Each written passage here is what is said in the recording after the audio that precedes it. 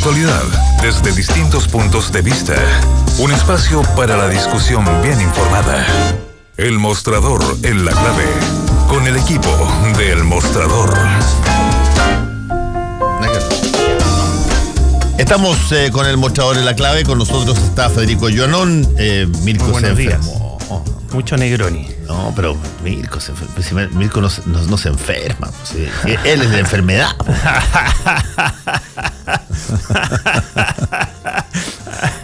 Es el virus. Él es el virus. No, le mandamos un saludo a Mirko que está un poco maltrecho. Así es que lo esperamos acá el próximo lunes.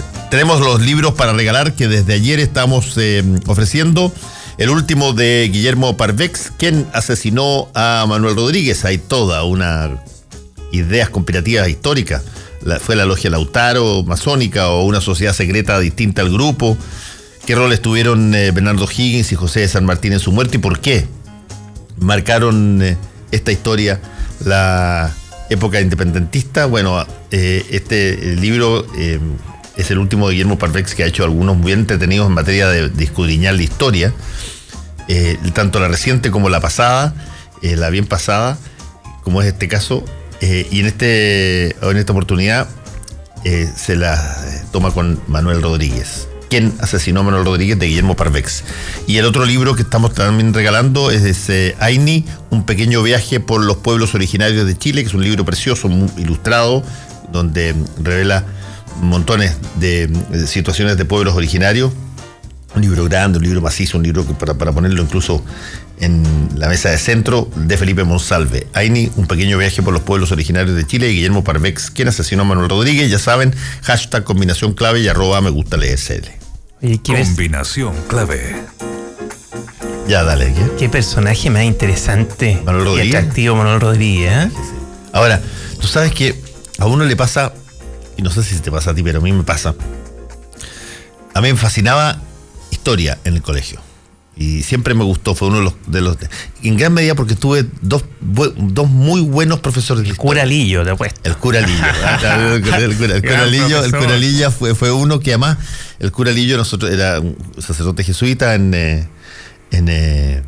yo tuve al cura Lillo y al Guatón Ramos, que era el civil, no era sacerdote, pero el cura Lillo hacía una performance. Sí, pues era un actor. Era un actor. Él hacía mímica de cómo venían los conquistadores en la guerra contra los criollos y armaba toda una mise en scène casi, yo te diría, operática en el curso. Y era lo más entretenido que había y era muy interesante. Pero siempre me quedó el dejo de dónde estaba el mito y dónde estaba el hecho. Por ejemplo, a nosotros nos dicen, cuando te pasan los primeros caciques y todo araucano, cosas que evidentemente tienen que ver con una mitología en torno a eso, que Galvarino no pronunció, pero señal de dolor cuando le cortaron las dos manos. Claro, pero es que esa es la historia muy antigua. Claro, eso después te digo, que Caupolicán, qué sé yo, lo sientan en la pica y no emite palabra, digamos, cosas así. Y en el caso de, ya más adelante, cuando empezamos a hablar de Manuel Rodríguez, de José de San Martín, que hay documentación. Claro, exactamente, donde hay más etapas, también las cosas se cuentan un poquitito blanco y negro, digamos. Se deja poco espacio para los grises. La historia de Chile de los primeros decenios se estuvo muy marcada por los dos grandes bandos, por los carreristas y los o'higginistas. Otras complejidades también, pero fundamentalmente esos dos grandes bandos. Entonces, como fue marcada por eso, la historia que uno lee o le llega y reconstituye, a menos que sea un historiador avesado, ¿no? Sino que un iniciado, ¿no? Está marcado por eso. Entonces, Carrera, Manuel Rodríguez era el bando de los Carrera, y eso obviamente le marcó la historia, no solamente porque le costó la muerte, sino que lo mataran, sino que además después los libros de historia del sector o'higginista lo trataron mal y además armaron unas explicaciones muy raras de su muerte y al final quedó como una nebulosa, ¿no? Pero hay cosas que son ciertas, como personaje histórico atractivo. que el tipo era abogado, de los primeros abogados. Se quedó en Chile cuando todos los patriotas se fueron a Argentina y a otros lados, cuando volvieron los españoles, los realistas, y él se quedó en Chile dando la pelea. Y armó un regimiento con el cual dio pelea dentro de Chile, preparando la vuelta del Ejército Libertador. Es decir, un gallo atractivo por donde se le vea. Bueno. Oye, además esto de que el tipo se disfrazara, claro, era parte de y eso. le eludiera, le hiciera leru a los españoles, así hizo quedó con esta mitología, te repito, de el tipo, lo que podríamos llamar la chispeza. Claro, porque al final se juntaron la versión, ¿cierto?, de los higuinistas, de que el tipo era un desordenado, que no respetaba nada, medio arco, ¿no? Y cosa que no era tal. Y con lo de los carreristas, que un gallo que cumplió un rol clave y que dio la pelea adentro, y que fue, de hecho, todo el tema de pelea de guerra fue el que dio adentro. Y le hizo mucho daño, y por eso viene la mitología, que se disfrazaba para poder engañar a los realistas. Personaje pues, notable. Además que déjame decirte algo. A veces lo lineal de la historia chilena tiene un saltito, porque en algún momento dado parte de la cultura popular toma un caso. Por ejemplo, en el caso de Manuel Rodríguez, Pablo Neruda hizo esa alocución a Manuel Rodríguez, que terminó después en la canción, en la tonada de Manuel Rodríguez, digamos. Sí. Pero el hecho de que te tome de repente el poeta popular, o que o que te tome, bueno, Violeta Parra, o Patricio Mans, que tiene una canción sobre él, y te lo singularice y te lo coloque en un pedestal distinto, hace toda la diferencia de conocimiento o de mitología de una persona versus otra. De José Miguel Carrera se conoce muy poco en términos populares. Así es. Pero Manuel Rodríguez es un personaje especial. También con mucha nebulosa y mitología. Por eso que bueno que haya salido este libro. Para mí hay dos grandes héroes en este país. Armando Lillo del Arroz, le dice el cura Lillo. Armando Lillo. Oye, lo que te demuestra, a propósito, que podemos hablar un poco, para volver a los temas de los curas, de la iglesia, de que no todos los curas pueden ser arrastrados por el descrédito. Cura Lillo, excelente persona, excelente profesor, intachable, en fin. No, pero por cierto, sí, así hay. Pero digo, pero que hay muchos casos, por eso que a uno se lo olvidan cuando empieza a ver a tanto crápula dando vueltas, ¿no? Hay dos personajes que me encantan de la historia de Chile. Uno es Manuel Rodríguez, por lo que hablábamos, y el otro es Arturo Prat. Arturo Prat es un tremendo personaje, un tipo como que nació héroe. Un gallo pero además antes de la gesta, denominada gesta de Iquique, hizo muchas cosas notables. También abogado, cosa muy excepcional en esa época, incluso por defender a su amigo Uribe. Pelea contra por juicio, en un litigio contra la Armada. Cosa muy completamente irregular, pero él sostuvo que éticamente es lo que le correspondía y lo hizo.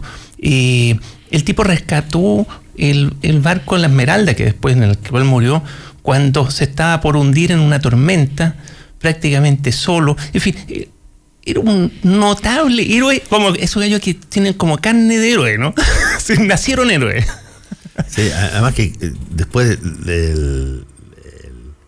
han aparecido todas estas informaciones sobre su afición. Bueno, con los espiritismos, claro, pero eso es muy de época, porque había muerto además una hija, entonces se contactaban con ella, y en una época que se practicó mucho espiritismo, en mediados de 1800.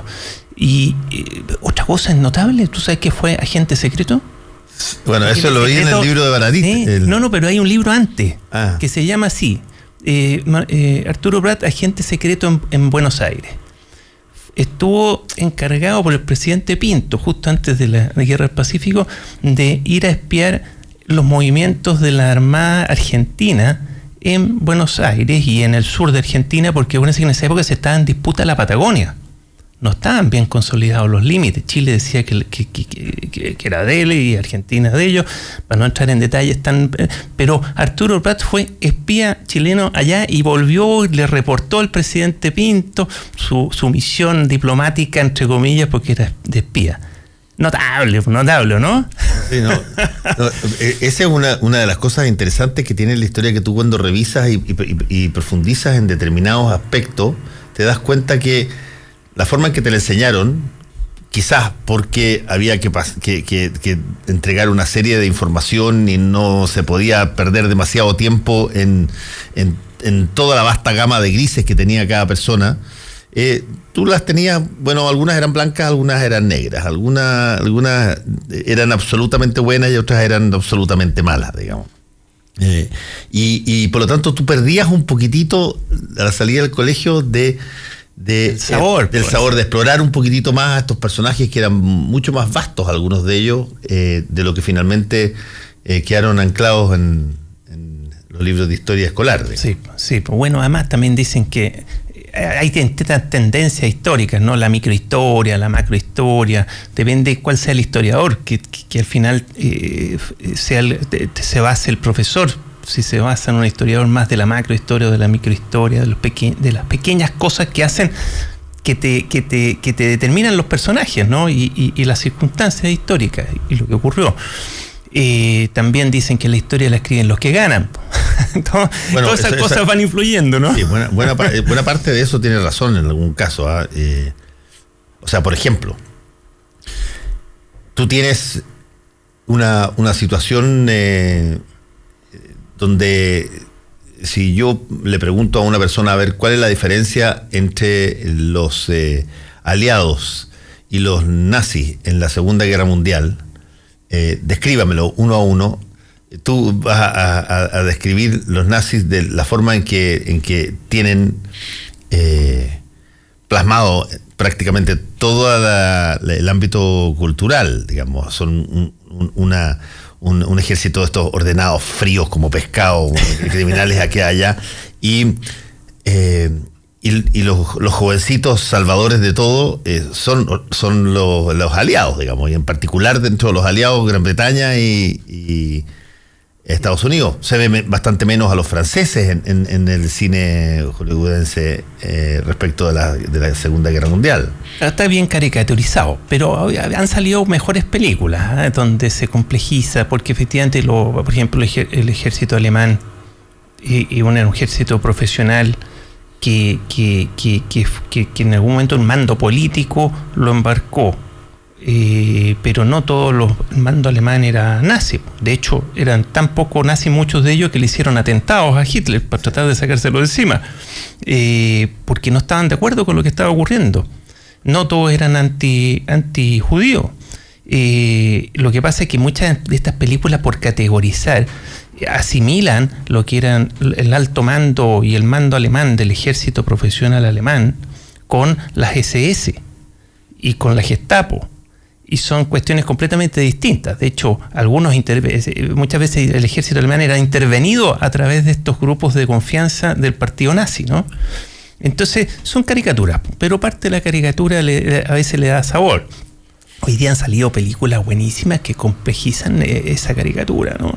La primera que yo me estoy acordando, pero hay más, El Barco. ¿Te acuerdas esa peli? Sí. Ese submarino alemán, sí, donde uno ve el sufrimiento de los alemanes tratando de sobrevivir ahí, en fin, es tremendo porque desembarcan en el puerto, lo logran, pasan por Gibraltar, lo pasan pésimo, se bajan y los matan a todos, ¿te acuerdas? ¿No? Películas que también han puesto los contrapuntos, ¿no? Sí, bueno, volvamos de nuevo a nuestra coyuntura. Vamos a la coyuntura y dijimos la historia de eso. Sí, digo, a la historia siempre se puede recurrir. Y estas coyunturas, además, muchas no van a quedar en la historia porque muchos son chimuchina. Algunas van a quedar. Bueno, cada nombramiento, por ejemplo, de juez en la Corte Suprema, tú no puedes abstraerte de que estás generando un nombramiento que puede ser absolutamente determinante. Así es. Hay ciertos nombramientos que se hacen en el marco de la actividad política que pueden ser relativamente intrascendentes. No sé, de pronto el nombramiento de un consejero del Banco Central puede no hacer ninguna diferencia. Puede ser más inocuo. Sí. Puede ser, o el nombramiento de un miembro del directorio de Televisión Nacional puede no ser gran diferencia. Pero un nombramiento de un juez de la Corte Suprema es un voto que eventualmente puede hacer toda la diferencia del mundo respecto de el bienestar o el malestar de la población. Así es. Y por eso es que quizás hay más foco en los nombramientos de los jueces de la Corte Suprema que en los equivalentes que tengan que ver con otras institucionalidades. Y así tiene que ser, pues sí, la verdad que todo esto que ha pasado con Dora Lucy es bien vergonzoso, porque por fin la gente está entendiendo esto que tú dices, y la prensa está cumpliendo con su rol. Y por cumplirlo, además, Dora Lucy se da el gusto de hacer una amenaza velada. Imagínate lo que es llegar a una causa, con una causa de un medio de prensa que cumplió con su rol de fiscalizar y de poner antecedentes sobre la mesa, llegar a la sala de la Suprema si ella la integra. Imagínate, oye, el sustito que pudiera haber y la falta de imparcialidad que uno podría esperar de una ministra suprema que ya ha amenazado veladamente a la prensa por cumplir con su rol, si no es por hacer algo raro, es por cumplir con su rol de poner antecedentes para fiscalizar que el que sea la persona adecuada para el cargo. Y lo otro que me parece a mí, son tantas cosas las que surgen, ¿no? No se hizo cargo ella en la audiencia pública de nada, pasó por el lado de todo y ningún senador la apretó. Es decir, era una audiencia, oye, una cachetada de payaso. ¿Para qué hacen esa audiencia pública que aparece como que los senadores van a pedirle cuentas sobre los antecedentes que hay sobre la mesa, sobre su trayectoria, para ver si es la persona adecuada? Porque puede hacer la diferencia un voto en la Suprema. Efectivamente puede hacer la diferencia. Hace toda la diferencia. Oye, ¿y tú viste a los senadores? Nadie le contrapreguntó nada. Ahora, había gente ahí que era vergonzosa que estuviera. Tú comprendí que el senador Pizarro, ¿qué capacidad de fiscalizar este nombramiento puede tener cuando está agradecidísimo porque Dora Lucy le dio el voto para no desaforarlo en las causas de platas políticas? En una de esas se abstiene. Es decir, no debiera votar. Habilita, no debiera votar. No debiera estar en la comisión ahí. Es decir, no tenía ninguna independencia para hacer su rol de senador que esa es la idea de la audiencia pública, ¿no? Que los senadores escuchen a la persona, a la candidata, al cargo tan importante, pero que la aprieten, porque que hagan de intermediarios, de representantes de la ciudadanía para aclarar los puntos oscuros. Su relación con John Campos, el problema con su hermano, el problema de no inhabilitarse cuando tiene que inhabilitarse, de una arbitrariedad, un montón de fallos raros. Oye, no dio explicación de nada y nadie la apretó. Entonces uno dice, entonces el sistema es el que está con problemas. Si es que se pensó que la pasada por el Senado y tener que tener una mayoría, un quórum especial para ser aprobado como Supremo le daba garantía a la ciudadanía de un buen nombramiento, no es así. Sabemos que no es así, es decir, los senadores no están cumpliendo con su rol. Aparentemente, por lo que contaba el mismo senador Latorre antes de la entrada mía, ya está cortado, está cuoteado y eso es un show mediático. Y lo único que estamos tratando de que se fiscalice de que sea la persona adecuada para el cargo adecuado es la prensa. El gobierno no ha hecho su pega, el Senado no ha hecho su pega y hay un arreglo. El gobierno hizo la pega, eligió a la persona y propuso a alguien de la... Hizo su pega en ese sentido. Estoy hablando de la persona adecuada para el cargo adecuado. No, porque... Bueno, tenéis razón. En general el gobierno elige al que más le interesa. Sí, claro, el que tiene que hacer la pega es el Senado. El Senado, como en Estados Unidos, donde le sacan todo, porque es un cargo muy importante. Pero además hay otra razón. Y aquí Federico, una cachetada de payaso. Es decir, esa institucionalidad de nombramiento de los supremos no está funcionando. Hubo un error al planearla el año 94, parece que fue cuando se modificó así. Alguien se equivocó ahí, porque no ha funcionado. Se cuotea. Y eso no es la idea. Si la idea es que sea el mejor para el cargo, ¿no? Sí. aquí todo se binominaliza en claro, ese pero tipo de que cargo. cuando uno dice que se binominaliza y es el mejor dentro de cierta lógica binominal, Es que no, pues. oye, uno dice, ya, no es tan malo, o puede ser, pero no es tan malo. Pero cuando no es el mejor, no es la persona adecuada, ni siquiera en un criterio binominal, estamos mal. Po. Por lo menos. Estamos muy mal. En el Tribunal Constitucional se han notado nombramientos bastante débiles en términos de. Mediocre, pues si no Estado. es la mejor personas que tienen que estar ahí, todos lo sabemos, y la clase política y la elite mira para arriba, mira para el techo y no lo mejora. Hubo una oportunidad de una gran reforma constitucional, un cambio constitucional durante Michelle Bachelet que no ocurrió. Y ahí estamos atorados, esa es mi sensación, que estamos atorados. Lo de Dora Lucia es un caso casi anecdótico, va a llegar, ojalá que no, porque para mí entender no es la persona adecuada. Pero ya, si llega a la Suprema va a ser un voto más, vamos a pasar los chilenos muchas rabias, seguramente con algunas fotos de ella, pero lo que demuestra, más que el tema de ella y de su votación futura, y pasada, por qué decir, es que no están funcionando las instituciones. No está funcionando este control de la ciudadanía a través de sus representantes, que son los senadores, de los candidatos a la Corte Suprema. Se dio el gusto Dora Lucia no solo de amenazar veladamente a la prensa por hacer su pega, sino que de no responder nada. No dio ninguna explicación. Respecto a John Campos dijo, no, mire, yo no sabía que era una mala persona, que tenía sus antecedentes. Pero ¿cómo es posible? No tiene credibilidad. Cuando ella se la jugó para que sea notario suplente aquí, allá. Su relación con Letelier tampoco dio cuenta de nada. No dio cuenta de nada de sus fallos pro ISAPRE, cuando a la gente, si algo le importan, es que la protejan de las ISAPRE y de su abuso. Sus fallos pro ISAPRE tampoco dio cuenta de eso. Dijo, no, mira, que es una proporción muy baja. Pero no explicó por qué. Entonces, quiere decir que es muy... el punto es la arbitrariedad. Da la sensación de que es una jueza muy arbitraria. Hay antecedentes para pensar que es una jueza muy arbitraria, y no hay nada peor que tener en el máximo tribunal de la República, que es la Corte Suprema, a una persona arbitraria, que no se inhabilita cuando tiene que inhabilitarse, que se les arregla para darle sala a ciertas personas y no a otras, como cuando ocurrió con el tesorero de la campaña de Piñera.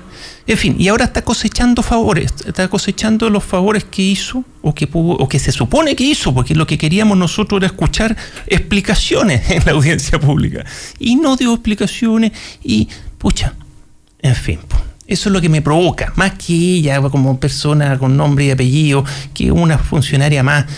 Yo hubiera preferido que fuera una mejor jueza, pero bueno, ya, el tema es más institucional. Está fallando el sistema. Los senadores no cumplen. Ahí está José Miguel Insulza y otro escuchando como en una cachetada de payaso. Nadie la quería apretar para que diera explicación de sus cosas. Mira, se va, según lo que dijo el senador Latorre, se va a votar ahora, luego. Próxima semana, la entiendo. próxima semana la votación. Y después hay una serie porque este gobierno creo que va a nombrar 1 o 2 más antes de que termine. Tienen que jubilarse varios supremos más, sí. Así que yo creo que son más, no sé qué número. Pero Entonces esto se va a dar. Lo importante es que empecemos a apretar más la ciudadanía organizada, la prensa, todo, apretar más los candidatos a estos altos cargos y poner más antecedentes, y que los supremos, para llegar al Supremo, tengan que ser los mejores.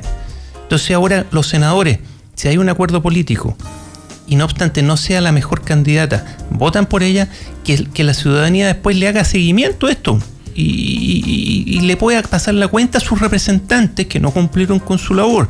Es difícil, pero hay que intentarlo. Uno que piensa que que las democracias liberales funcionan, no puede dejar de pensar de qué es lo que debe ocurrir, ¿no? Si un senador no cumplió con su rol y no le exigió explicaciones en algo que tiene que explicar a alguien, y no exigió, estuvo en esa sala y no le exigió explicaciones, yo pienso que después no se puede votar por ese senador, supongo.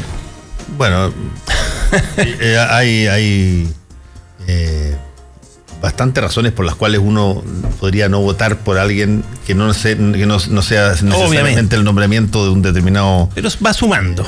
Pero va sumando. Si el problema al final, en términos estrictos, Federico, es ¿cuál es la razón de por qué existe este proceso de sedazo parlamentario a la hora de nombrar a determinadas figuras que son trascendentales, porque en el caso particular de los jueces, yo quiero insistir, de la Corte Suprema, su voto puede ser trascendental. Puede ser absolutamente trascendental para la vida de las personas. Así es. No son muchos votos, pero su voto es trascendental. Y por lo tanto, ¿cuál es la razón de fondo? Si la razón de fondo en este medida es porque estas son personas que son nominadas por otras. A diferencia de los senadores y los diputados, que podrán ser todo lo penca, algunos que conocemos que son penca. Pero son elegidos por las personas. Ellos por lo menos te dicen de que tienen una legitimidad de elección que emana de que personas votaron por ellos. Así es. No es el caso de los jueces de la Corte Suprema. No. Ellos son nominados, ellos obedecen a otro tipo de motivaciones para haber llegado a esa posición. Y por lo tanto, lo mínimo que se espera es que si esas personas van a ser nominadas y no van a estar enfrentadas a una auscultación popular, por lo menos que tengan que dar cuenta de la idoneidad para su cargo ante un cuerpo colegiado que sí fue elegido por el Claro, esa es la teoría, y tratando de emular el sistema norteamericano, ¿cierto? Donde ahí los senadores hacen la pega, y tienen todos los antecedentes sobre la mesa, y uno cuando ve la audiencia ve cómo los senadores apretan a los supremos, a los candidatos supremos, porque se sienten representantes, por supuesto, del pueblo, para dar ok o no a un candidato. Aquí no, aquí era como cachetada payaso, ahí todos acomodados en sus poltronas, ella dijo lo que quiso, no contestó nada de fondo y salió campante por la puerta y todos la saludaron muy contentos porque ya había un acuerdo político antes, por lo que cuenta el senador Latorre. Yo todavía tengo esperanzas de que cada uno vote en conciencia y no por acuerdos políticos entre cuatro paredes, ¿no? Bueno, vamos a esperar eso que vaya en la próxima semana, hacemos una pausa y volvemos con el mostrador en la clave. Justo al mediodía, de lunes a viernes, Cónclave Deportivo. Entregamos fútbol primero que todos. O sea, la U empezó el partido y ¿cuánto le habrá durado a lo mejor estar en campo de Universidad Católica? 5 minutos. O de equipo de la U que de verdad parecía un equipo de tercera división, no de segunda, contra una Católica que, y que lata decirlo hoy día, me parece que por escándalo, el equipo que mejor juega en el torneo chileno, no necesariamente el mejor, pero el que mejor juega. Chico Peñalillo, Francisco Aguiluz, Chamagol González, Vane Grant, Edson Figueroa, Marcelo Muñoz y Felipe Bianchi. Creo que el gran problema fue la incapacidad de reacción de la U desde la banca y desde los jugadores. Fue un equipo sin ninguna opción para tratar de equilibrar lo que era muy desequilibrado. Ni siquiera una opción emocional, ni siquiera una opción, porque ya, si futbolísticamente no puede, en un clásico normalmente dan lo mismo a ratos las diferencias porque te estás jugando la vida en un clásico. Bueno, ayer no parecía, no pasaba. Cónclave Deportivo, de lunes a viernes, justo al mediodía, 92.9. Somos fútbol, somos la clave. Hora clave. 9 de la mañana, con 3 minutos. 92.9. Somos como tú. Somos la clave. Si quieres recibir pagos con tarjetas bancarias y vender más, llegó Compra Aquí de Banco Estado. Una pequeña maquinita blanca con la que podrás seguir creciendo, sin importar cuál sea tu negocio. Entra a compraaquí.cl y compra tu lector de tarjetas pagando solo 29,000 pesos, sin arriendo mensual. Entra a compraaquí.cl y pide la tuya. Compra Aquí de Banco Estado. Para hacer un buen negocio, necesita ser un gran anfitrión. Para organizar un seminario productivo, debe elegir el lugar correcto. Visite Hotel Los Nogales y compruebe que superaremos sus expectativas. 5 salones de hasta 300 personas con equipos audiovisuales, estacionamiento y Wi-Fi de alta calidad. Cotice en hotelnogales.cl o al 223-356958. A 2 cuadras del Metro Estación Los Leones. Hotel Nogales, Los Nogales 741 Providencia.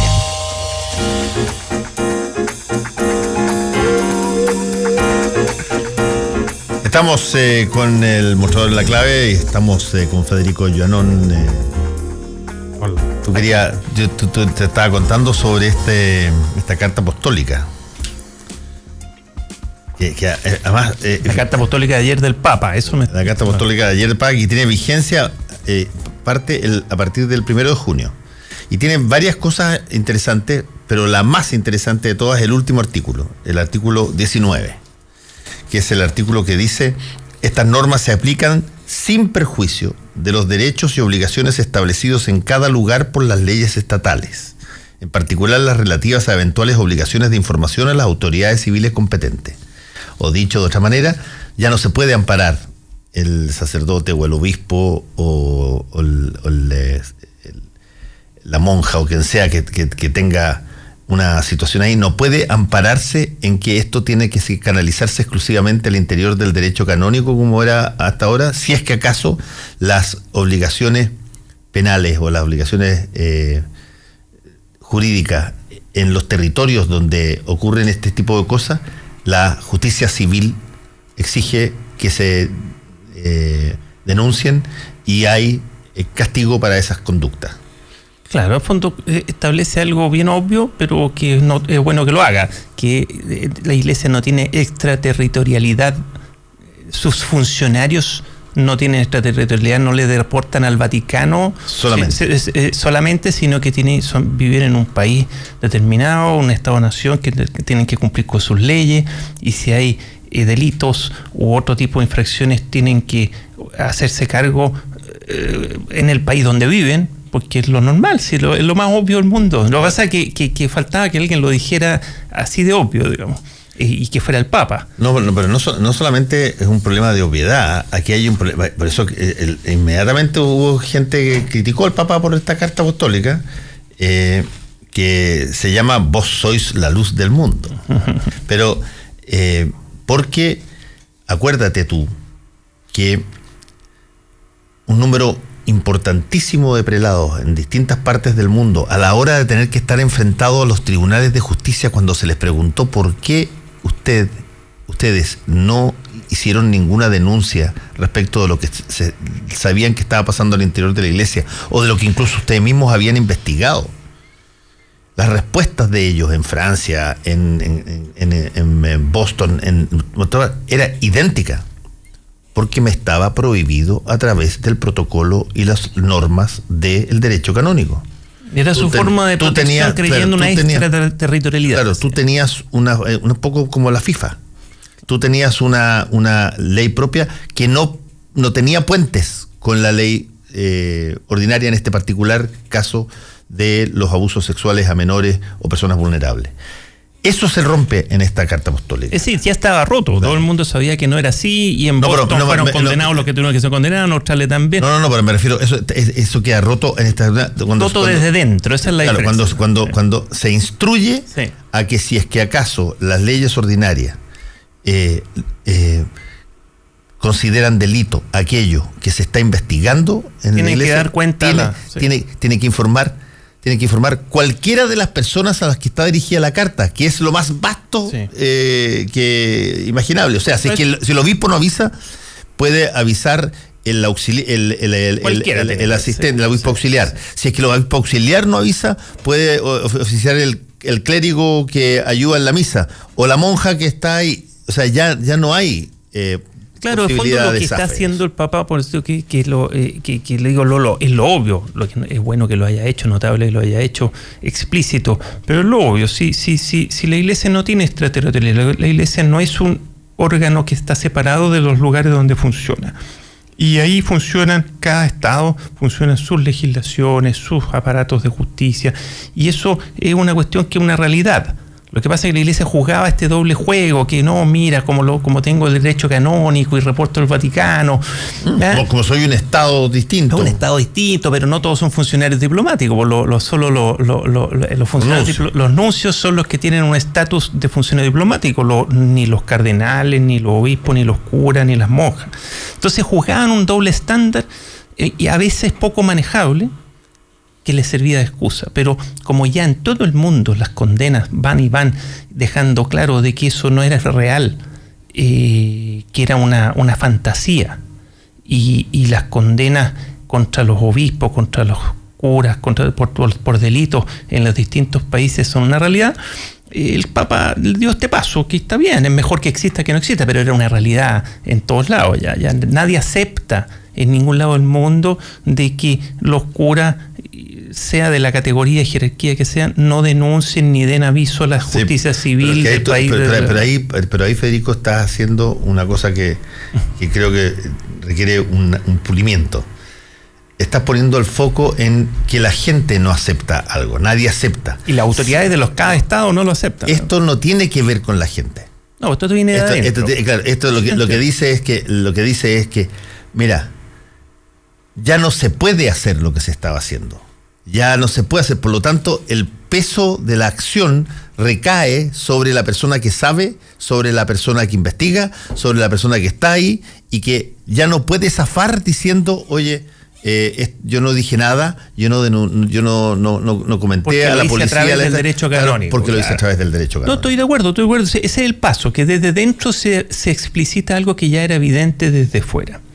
Ahora, yo siempre he echado de menos, tú sabes, Fernando, lo hemos conversado otras veces, el paso siguiente. La reparatoria. Exacto. ¿Por qué el Vaticano, si llega a convicción de que se ha abusado de personas, ¿por qué no da el paso de reparar? ¿Por qué tiene que ahí descansar o esperar de que la justicia de cada país condene cuando ahí hay otros factores, acceso a la justicia, si se tienen los recursos o no tienen los recursos, si la justicia del país donde se cometió el origen es buena justicia o mala justicia, si es más o menos independiente? ¿Por qué el Estado Vaticano, cuando llega a la convicción que uno de sus funcionarios, sea un sacerdote, sea un obispo, sea una monja, quien fuere, pero sea de parte de esta gran red de la Iglesia Católica, ha cometido abuso, delito, ha causado daño, perjuicio a otro, porque no lo repara sin esperar una condena del mundo civil? Creo que ahí hay una contradicción vital profunda de por un lado querer hacerlo bien, lavarse la cara, pedir disculpas, pero cuidar la billetera. Y la billetera tiene que estar unido al acto de contrición, si no es un acto de contrición falso.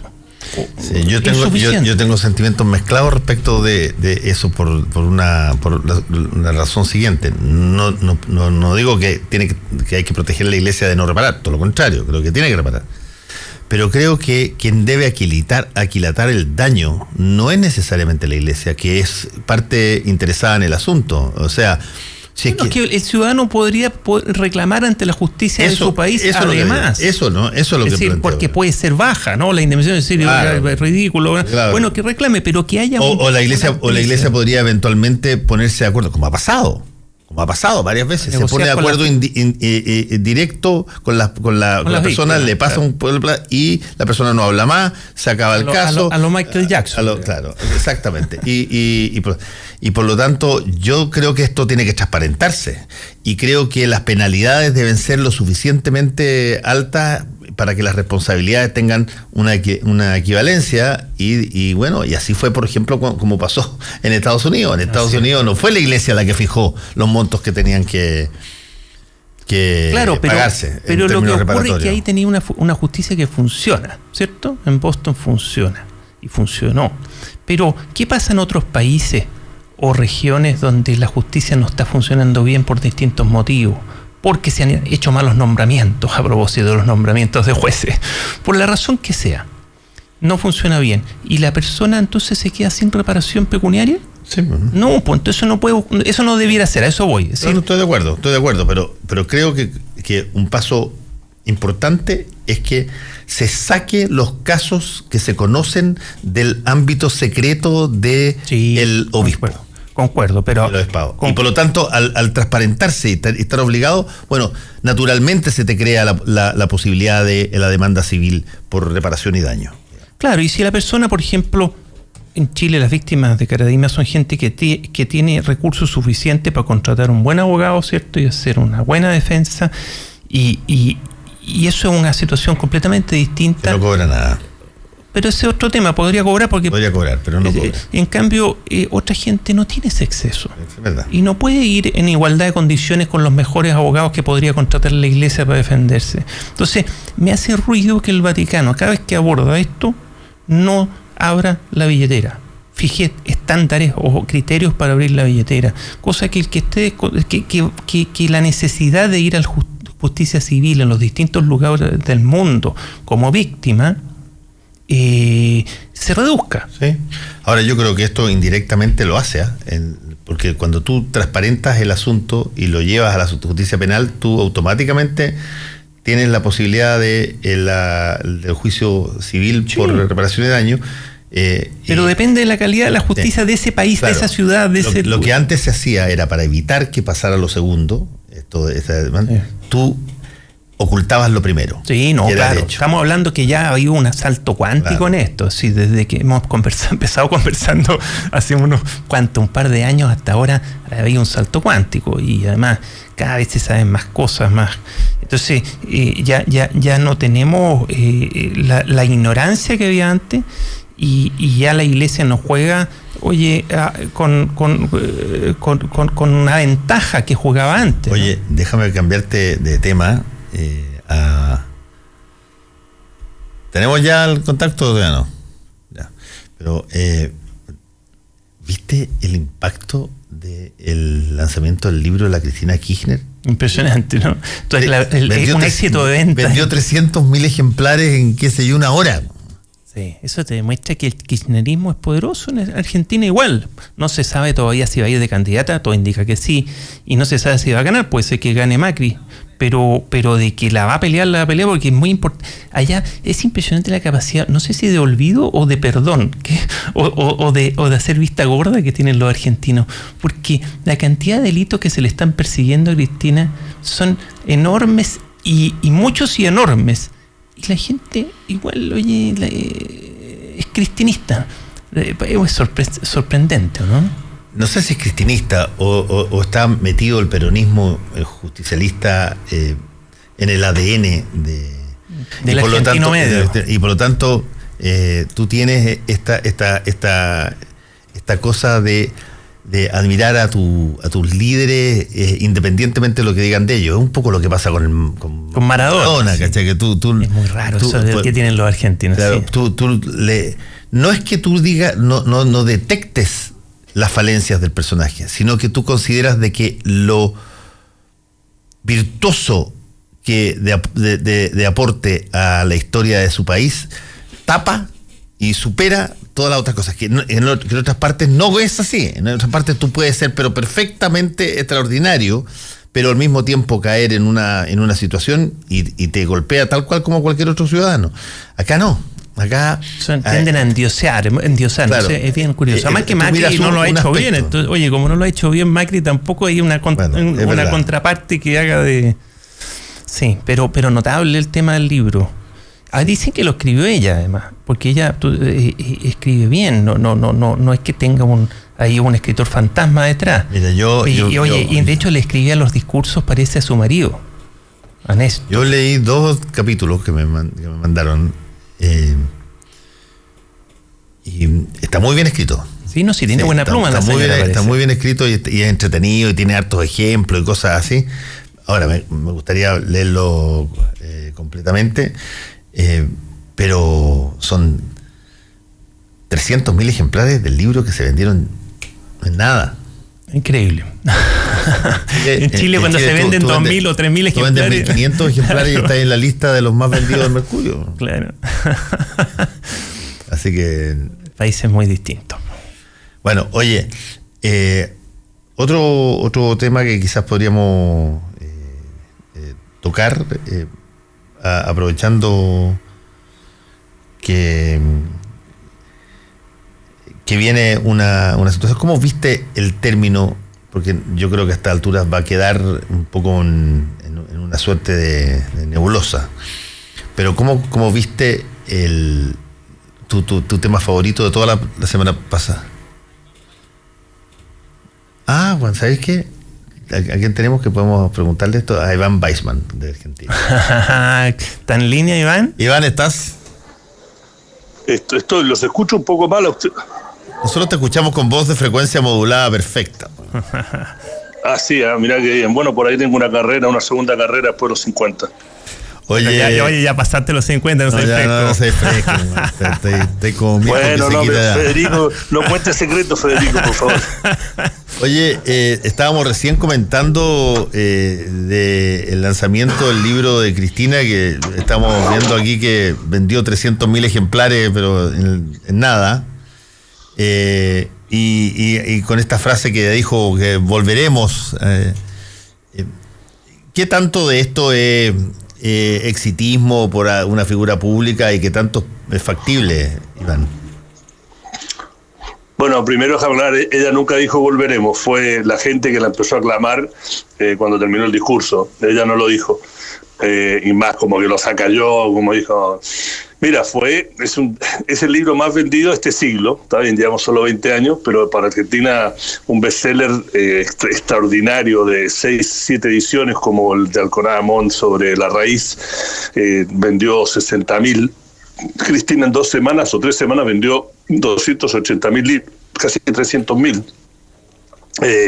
Y el show de ayer fue, a ver, cualquier persona que le interesa la política y se saca por un momento el concepto ideológico, los conceptos ideológicos, fue un performance épico. O sea, hasta los argentinos que están acostumbrados, maestro.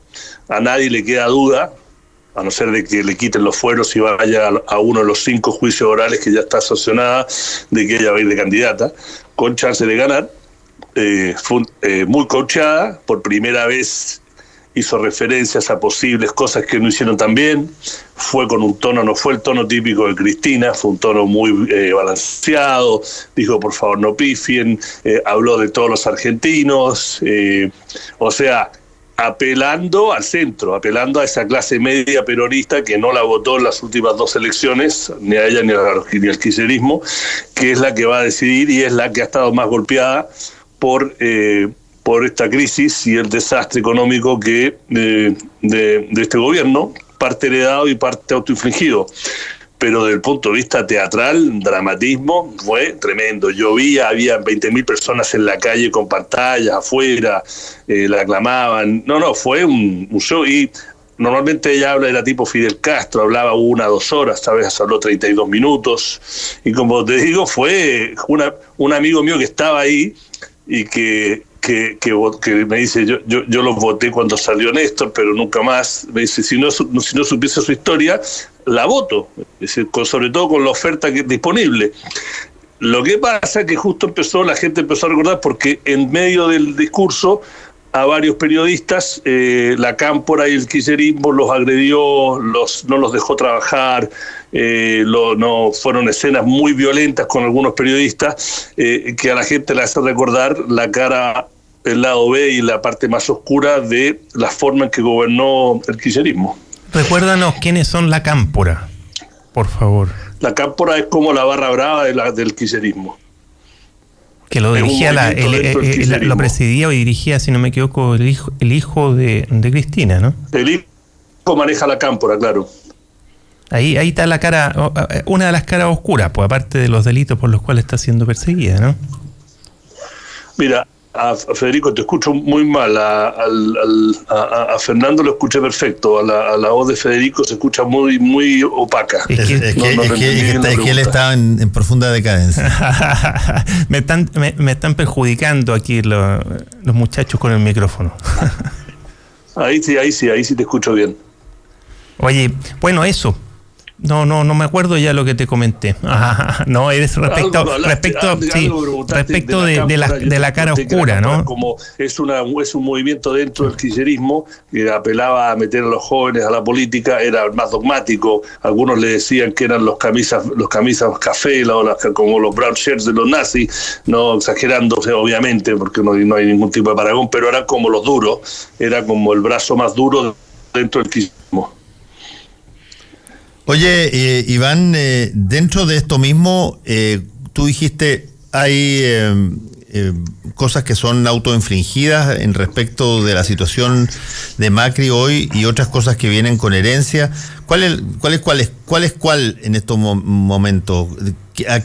¿Cuál es la reacción que ha tenido la ciudadanía argentina respecto de las cosas que se han sabido sobre los problemas económicos de Macri? Mira, es difícil cuando no llegáis a fin de mes tener perspectiva, ¿no? Cuando uno tiene techo casa de comida, calefacción, es más fácil relativamente hacer análisis con perspectiva. La gente está enojada. En parte está enojada con todo el sistema argentino, que bueno, depende cómo lo mida uno y quien lea, son 70, 80, 50 años de crisis, con algunos años de boom. Un dato que nadie cuestiona acá: de los últimos 80 años, cada 3 años Argentina ha tenido una recesión. En los últimos 28 años Argentina ha ido en default 8 veces, el último, el más grande de la historia de la humanidad económica. La inflación promedio de Argentina en los últimos 75 años, sacando los 2 periodos de hiperinflación, ha sido 62.5%, y hace 30 años que la pobreza en los años buenos no baja el 26%, y en general ha estado entre el 32 y el 35%. Macri lo heredó con un 35%, la llegó a bajar a un 27%, y ahora se disparó de nuevo y está en 32. La pobreza infantil no ha bajado del 60%, del 53% en 20 años. Entonces son cosas que la gente está como indignada con el sistema. Aunque, claro, ahora el que está a cargo es un señor que prometió que iba a cambiar muchas cosas, pero la economía no ha andado mal. ¿No ha andado mal, dices tú? No, ha andado muy mal. Ha andado muy mal, por eso. Ha andado muy mal. Y eso en teoría era la parte que ellos eran buenos, pues, o sea, si se llegó como primer gobierno de Piñera, con un gobierno de gerente, Astos de Wall Street, etcétera, pero la crisis argentina fue como muchas crisis de los últimos 30 años en el mundo, empezó como una crisis financiera, como siempre, le faltaron dólares, y eso generó una crisis que se trasladó a la economía, y la economía, los números dicen que tocó fondo en diciembre, pero la gente no lo siente en el bolsillo, la gente está sufriendo. Oye, Iván, ¿y cuáles son los escenarios electorales a futuro? ¿Cuáles son los más inmediatos? Mira, hoy día están todos mirando la tómbola de nuevo. Hace 3 semanas, la primera vez que una encuesta mostraba a Cristina ganándole en un balotaje a Macri. Hay como 7 encuestas acá, pero las 2 que más la gente más le cree, que son menos partisanas o partidistas, se me olvida la palabra, son una que es elipsis y la otra que es insomnia, no es insomnia, es parecido a ese nombre, pero disculpen. Ambas mostraban a Cristina sacando ventaja, una por 8 puntos y otra por 4 puntos hace 3 semanas. La están haciendo semanalmente. La última y no las publican, pero se filtran, se las dan al gobierno, se las dan a diferentes candidatos. La última muestra que se acortó esa brecha, que en una Cristina le ganaba, a la que le ganaba por 9, le ganaba por 4, y en la otra lo mostraban a Macri arriba por 1. Pero es todo muy movido. Acá las listas electorales no se cierran hasta el 22 de junio y mucha gente cree que no se va a decidir nada hasta ese momento. No, Cristina tiene, si no me equivoco, mínimo 5, pero a veces creo que hay 7, pero no me quiero equivocar y me corrijan. Tiene 5 juicios que ya han sido confirmados por corte de apelaciones para ir a juicio oral por corrupción y diferentes casos. En Argentina hay no tengo claro si es una ley o es una tradición de que hasta que el fallo no sea firme, o sea, que la Corte Suprema lo confirme, no se ejerce la prisión preventiva, a no ser que haya muchas excepciones. Ella, por ser senadora, tiene fueros y no se los han quitado. Al que fue el tipo que le manejaba la corrupción, Julio De Vido, a él sí le quitaron fuero de diputado y él está preso. Su ministro de Transporte también está preso y el vicepresidente también está preso. Y 2 de sus principales aliados desde el punto de vista privado, Cristóbal López, que tenía un holding de medios y de petróleo, también está preso, y Lázaro Báez, que tenía la obra pública, también está preso. Pero bueno, ¿por qué no les dan clases de ética? Si le quitan los fueros, pero no han descubierto el sistema. Si el Senado lee la encuesta, no le van a quitar los fueros, y acá Menem lleva 25 años que la Corte Suprema no dictamina y ha sido hallado culpable en varios juicios y no está preso. Entonces, volviendo a tu pregunta, está todo muy, muy, muy fluido, pero sigue siendo los 2 principales candidatos, Cristina y Mauricio Macri. Iván Weissman, un abrazo grande desde Santiago para ti, que te vaya muy bien. Nos vemos, Iván. Un abrazo, hasta luego. Chao. Ya puede, don Federico. Tenga usted un buen fin de semana. Igualmente, Que vaya buen bien. fin de semana. Volvemos. Actualidad con ojo crítico, información desde distintos puntos de vista y discusión bien informada. Fue El Mostrador en la Clave, con el equipo del Mostrador y Combinación Clave.